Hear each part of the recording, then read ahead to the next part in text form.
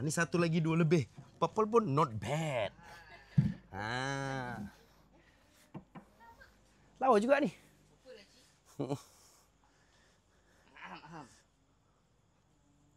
Tak sama patutnya tu. Siapa letak harga tu?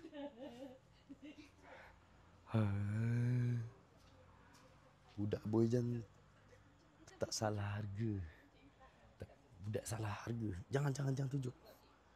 Tapi kalau acik tu beli, terpaksa dia macam tu lah. Senang kata apa yang acik suka, okey je. Saya sokong je acik. Anggaplah saya anak acik. Merah ke purple? Merah ke purple? Kalau merah saya pula.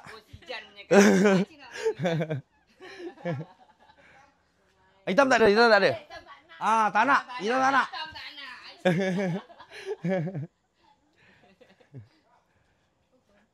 Purple cantik. Purple. Purple dia mesra alam sikit. Cucunya yang kecil tu kakak dia ni memang banyak komen kalau merah tak boleh. Ni okey. Tak boleh nenek. Ya, purple okey. Alamak. Color kalah pula. Tengok belakang purple soul juga. Tu. Belakang purple soul. Cantiklah acik tapi purple ni cantik. Alamak.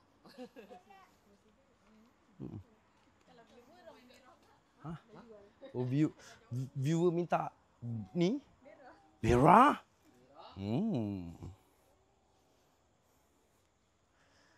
Lawa lah. Body besar tengah ada kan? Tengah ada ni. Big boss. Mari. Merah, color dia cerah sikit. Purple gelap gelita.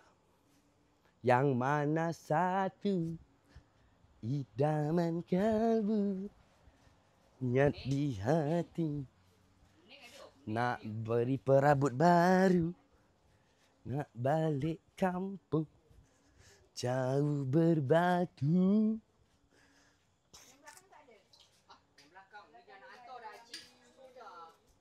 Ni semua kapeh sul. Ni kapeh. Kalau yang ini, ni 10,000 lebih. Sesuai. Kalau purple yang acik dengan design-design dia, ni 10 lebih. Yang belakang ni 34. Minimalis. Dia sul.